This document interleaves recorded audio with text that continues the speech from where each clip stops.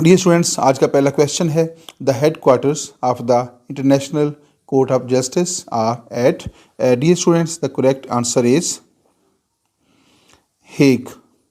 International court of Justice जो कि UNO दुनिया की जो सबसे बड़ी बैनुल अक़वामी तंजीम है, दुनिया भर की तमाम रियासतें उसकी जो मेंबर्स हैं, तो उसका जो 6 बुनियादी उसके अदारे हैं उसमें से एक इंटरनेशनल कोर्ट ऑफ जस्टिस है। और इंटरनेशनल कोर्ट ऑफ जस्टिस जो है उसका जो हेड क्वार्टर है वो नीदरलैंड के शहर हेग में कायम किया गया है, जबकि यूएनओ के जो दीगर बुनियादी इदारे हैं उनके हेड क्वार्टर्स न्यूयॉर्क अमेरिका में कायम किए गए हैं। The headquarters of the international court of justice are at Hague. तो हेग के अंदर जो है इंटरनेशनल कोर्ट ऑफ जस्टिस का हेड क्वार्टर पाया जाता है। नेक्स्ट क्वेश्चन है which of the following is not an agency of UNO. तो डियर स्टूडेंट्स, यूएनओ के जो अदारे हैं वो दो तरह के हैं।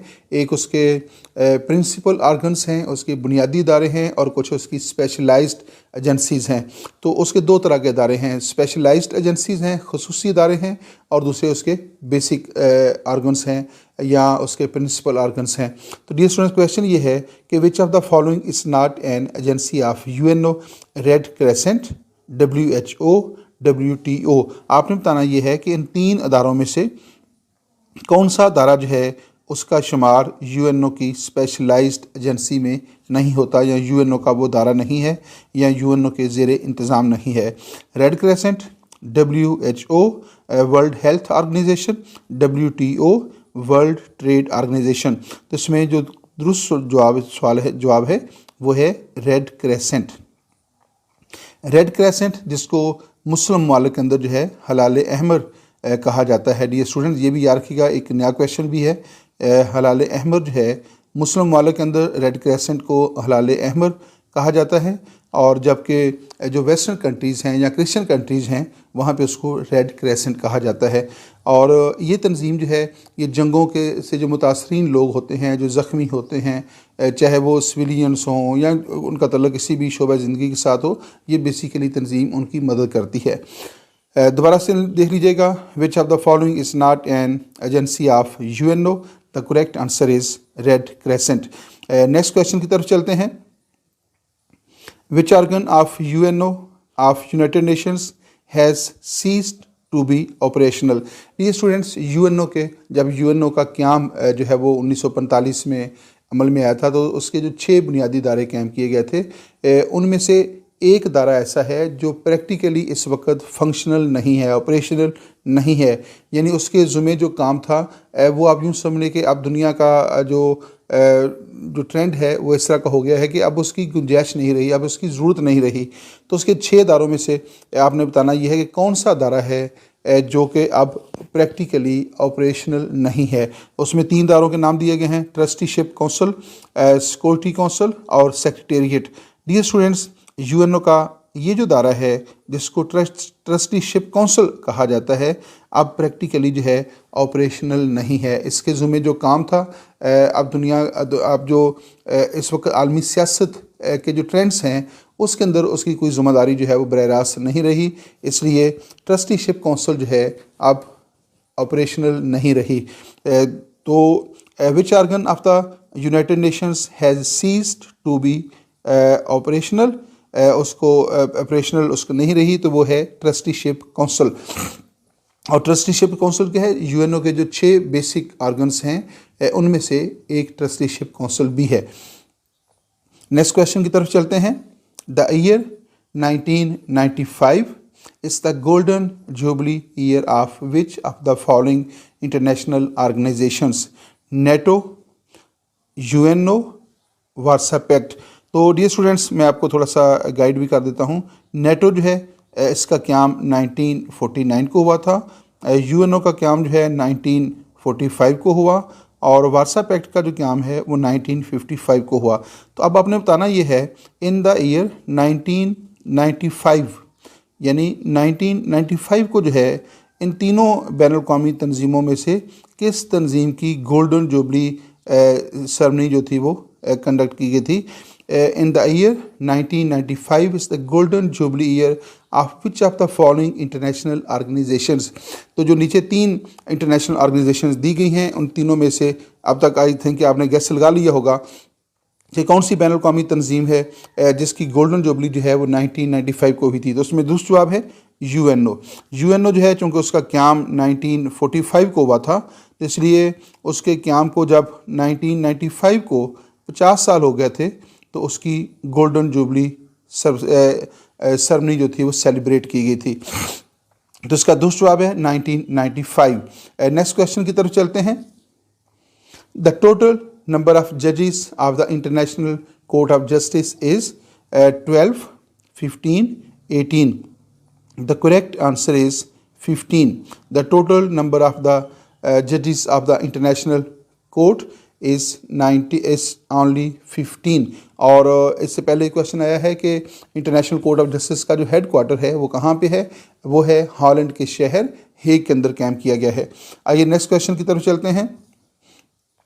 Which of the following countries is not a member of the G8 group? Dear students, G8 group जो है ये दुनिया के जो 8 इंडस्ट्रियलाइज्ड कंट्रीज स्टेट्स हैं उन पर मुश्तमिल जो है दुनिया के सबसे बड़ी सनती तौर पे तरक्की याफ्ता जो मालिक हैं उन पर मुश्तमिल G8 ग्रुप कैंप किया गया है। और आपने बताना है कि इटली, स्पेन और रशिया में से कौन सा मुल्क है जो कि इसका हिस्सा नहीं है। Which of the following countries is not a member of the G8 group? The correct answer is Spain. Spain is not the part of the G8 group. तो G8 का जो है वो स्पेन हिस्सा नहीं है, इटली भी उसका मेंबर है, रशिया भी उसका जो है वो मेंबर है। आइए नेक्स्ट क्वेश्चन की तरफ चलते हैं। The normal term of office for which the president and vice president of the international court of justice are elected is. आपने बताना यह है कि इंटरनेशनल कोर्ट ऑफ जस्टिस जो है जिसका हेड क्वार्टर हॉलैंड के शहर हेग में कैंप किया गया है और उसके जो जजेस हैं उनकी जो टर्म है वो 15 साल है। तो आपने बताना यह है कि जो प्रेसिडेंट और वाइस प्रेसिडेंट है इंटरनेशनल कोर्ट ऑफ जस्टिस का, उसका इंतखाब कितने साल के लिए किया जाता है? The correct answer is 3 years. तो इसमें 3 ईयर्स है। The normal term of office for which the president and vice president of the international court of justice are elected for the term of 3 years. तो international court of justice का जो सदर है, president है और उसका vice president है, they are both elected for the term of 3 years. Next question की तरफ चलते हैं। हमारे पास नेक्स्ट क्वेश्चन है। Which of the following countries is not a member of SAARC? SAARC जो एक साउथ एशियन नेशंस की रीजनल बैनुल अक़वामी तंजीम है। आपने बताना यह है कि इन 3 मुल्कों में से म्यांमार, नेपाल एंड श्रीलंका, इन तीनों मुल्कों में से कौन सा मुल्क ऐसा है जो सार्क का हिस्सा नहीं है, सार्क का मेंबर नहीं है? सार्क बेसिकली क्या है? South Asian association for regional cooperation. और सार्क जो है इसका जो क़याम है वो 1985 को जो है वो अमल में आया था और इसमें जो जनूबी एशिया के जो मालिक हैं, जो साउथ एशियन नेशंस हैं, उनको जो है इसका हिस्सा बनाया गया है। और सार्क के कुल मेंबर जो हैं इस वक्त उनकी तादाद 8 है। इन तीनों में से कौन सा मुल्क जो है वो सार्क का मेंबर नहीं है? The correct answer is Myanmar. Myanmar जो है इसका पहले नाम बर्मा था लेकिन अब इसका नाम म्यांमार है और म्यांमार जो है वो सार्क का मेंबर नहीं है। आइए नेक्स्ट क्वेश्चन की तरफ चलते हैं। हमारे पास नेक्स्ट क्वेश्चन है। Pakistan is not a member of OIC, SAARC, G8। तो 3 बैनुल अक़वामी तंजीमों के नाम लिखे हुए हैं। OIC organisation of Islamic conference, SAARC South Asian association for regional cooperation and G8 group of 8। और G8 का मैंने आपको बताया कि ये दुनिया के जो मोस्ट इंडस्ट्रियलाइज्ड कंट्रीज़ हैं उनका जो ग्रुप है उसको G8 कहा जाता है। और आपने बताना है इन तीनों में से पाकिस्तान किसका मेंबर नहीं है? तो उसका जवाब है G8। पाकिस्तान जो है OIC का भी मेंबर है, पाकिस्तान सार्क का भी मेंबर है, लेकिन पाकिस्तान G8 का मेंबर नहीं है। आइए नेक्स्ट क्वेश्चन की तरफ चलते हैं। The international township built near Pondicherry in India in collaboration with UNESCO is called.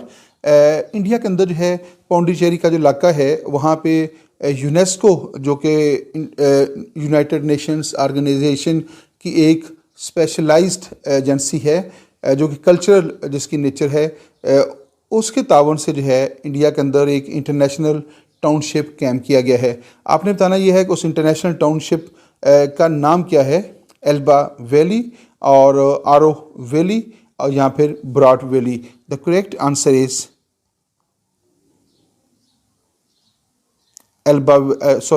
Arrow valley.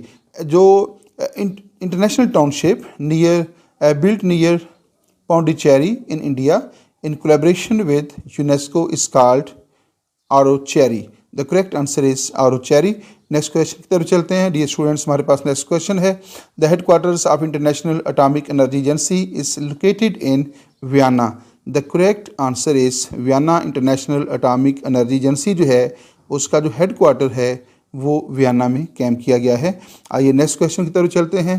Human rights watch is headquartered New York, London और Brussels. Dear students, correct answer is New York. जो human rights watch है उसका headquarter जो है New York America में cam किया गया है। नेक्स्ट क्वेश्चन हमारे पास है। Vienna Congress took place in the year 1899 to 1907, 1814 to 1815, 1618 to 1648। इन तीनों ऑप्शंस में से जो दूसरा ऑप्शन है that is the correct option. Vienna Congress was held from 1814 to 1815। Vienna Congress जो है वो 1814 से लेकर 1815 तक जो है वो कंडक्ट की गई थी। आइए नेक्स्ट क्वेश्चन की तरफ चलते हैं। हमारे पास नेक्स्ट क्वेश्चन है। Universal declaration of human rights was signed in the year। Universal Declaration of Human Rights was signed in the year of 1948। 1948 Universal Declaration of Human Rights was signed in 1948। जो आलमी इंसानी हकूक़ का जो manifesto है वो 1948 में जो है वो साइन किया गया था यूएनओ की सरपरस्ती में। आइए नेक्स्ट क्वेश्चन की तरफ देखते हैं। The treaty of Versailles ended the state of war between Germany and the allied powers. It was signed on 28 जून 1919, 1815 या फिर 1929। The correct answer is 1919। दोबारा क्वेश्चन देखिएगा। The treaty of Versailles ended the state of war between Germany and the Allied powers. It was signed on 28 June 1919। तो treaty of Versailles जो है वो 1919 में जो है साइन किया गया था after the end of first world war. पहली जंग अज़ीम के बाद ये ट्रीटी साइन किया गया था और इसके नतीजे में जर्मनी और जो अलाइड फोर्सेस थी उनके दरमियान जंग का ख़त्मा हुआ और दुनिया में जो है वो क्या में अमन की राह हमवार की गई थी। नेक्स्ट क्वेश्चन की तरफ चलते हैं। Pakistan withdrew from CENTO and SEATO after the East Pakistan crisis, U2 crisis, 1965 Indo Pak war. Pakistan जो है जिसने अपने क़याम के कुछ अर्सा बाद जो है सीटो और सेंटो के जो दो फौजी और दफाई मुआहदे थे उनके ऊपर दस्तखत किए थे, उनका मेंबर बन गया था। तो कब पाकिस्तान इससे अलहदगी इख्तियार की थी, पाकिस्तान इसमें इन मुआहदों से कब मायूस हुआ था? तो इसका करेक्ट जवाब है East Pakistan crisis. Pakistan withdrew from CENTO and SEATO after the East Pakistan crisis. तो dear students, East Pakistan crisis जो है वो कब हुआ था? वो हुआ दिसंबर 16, 1971, जिसके नतीजे में मशरक़ी पाकिस्तान जो कि पाकिस्तान का एक सूबा था वो पाकिस्तान से अलग होकर बांग्लादेश बन गया था।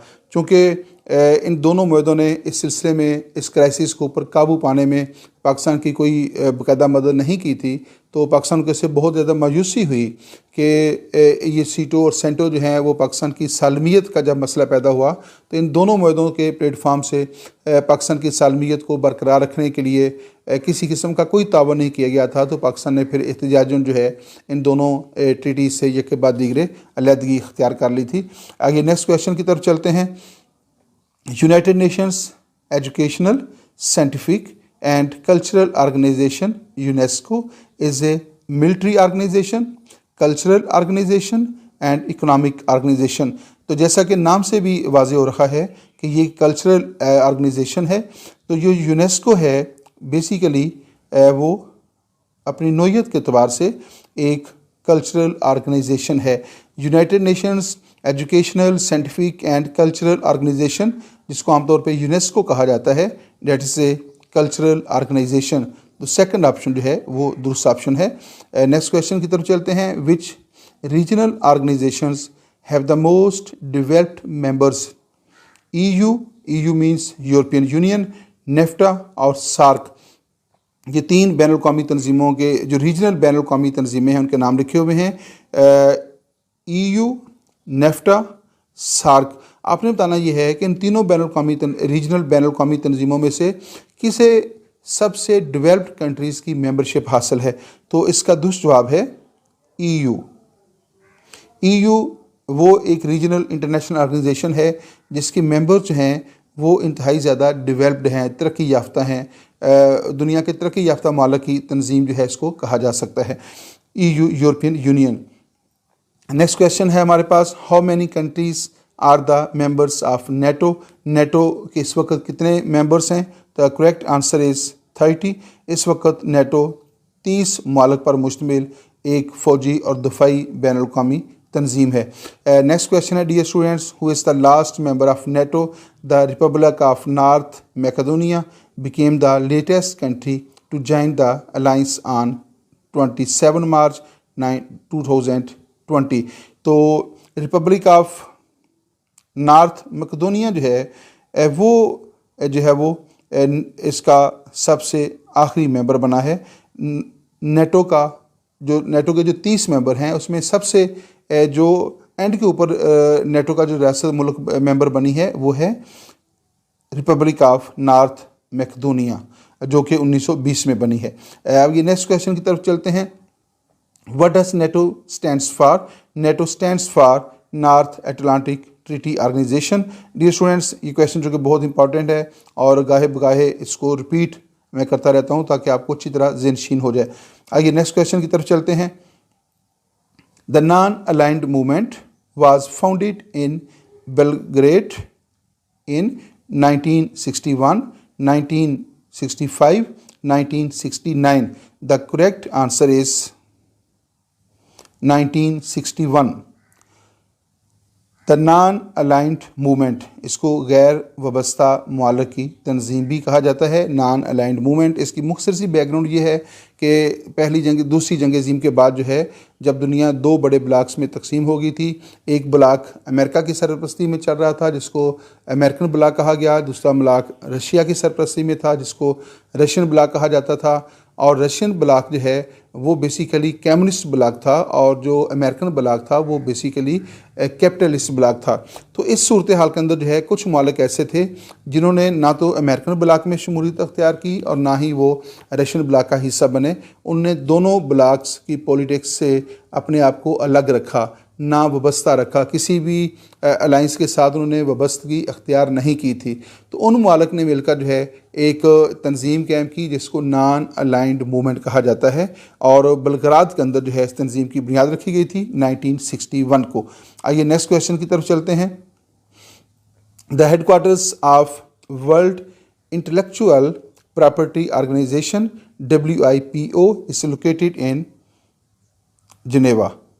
तो जो वर्ल्ड ट्रेड ऑर्गेनाइजेशन है जो headquarters of the World Intellectual Property Organisation WIPO is located in Geneva के अंदर जो है इसका हेडक्वार्टर कैंप किया गया है। नेक्स्ट क्वेश्चन है which one of the following is not related to disarmament. Disarmament का मतलब है तखफीफ असला, असले को कम करना। NATO, CTBT, NPT। The correct answer is NATO. Which one of the following is not related to disarmament, तो इसका जवाब है नेटो। नेटो जो है एक फौजी और दफाई तंजीम है, जबकि CTBT comprehensive test ban treaty और NPT नॉन प्रोलिफरेशन ट्रीटी, इन दोनों मुआहदों का तल्लुक जो है डिसआर्मामेंट के साथ था, CTBT का और NPT का, जबकि नेटो जो है ये एक फ़ौजी और दफाई तंजीम थी जिसका मकसद अमेरिकन सरपरस्ती के अंदर जो है रशिया के ख़िलाफ़ अपने आप को खड़ा करना था। नेक्स्ट क्वेश्चन की तरफ चलते हैं। Which of the following describes correctly the group of 7 countries 7G8। Industrialised countries, developing countries और atomic countries. The correct answer is industrialised countries. दुनिया के जो 7 इंडस्ट्रियलाइज्ड कंट्रीज़ हैं उन पर मुश्तमिल जो ग्रुप है उसको G7 कहा जाता है। बाद में इसको G8 का नाम दे दिया गया है। पहले ये G7 था और इसमें इंडस्ट्रियलाइज कंट्री शामिल हैं। इसी ग्रुप को जो है बाद में G8, जब इसके मेंबर्स की तादाद 7 से बढ़कर 8 होगी तो फिर इसको G8 का नाम दे दिया गया। और इस ग्रुप के अंदर जो है दुनिया के जो तरक्की याफ्ता सनती ममालिक हैं, इंडस्ट्रियलाइज्ड स्टेट्स जो हैं, उनको जो है शामिल किया गया है। नेक्स्ट क्वेश्चन है हमारे पास। डियर स्टूडेंट्स, यहाँ पे इस वीडियो का अख्ताम होता है। आप देख रखे हैं हमारा YouTube channel political science with Nawaz Waraich. Dear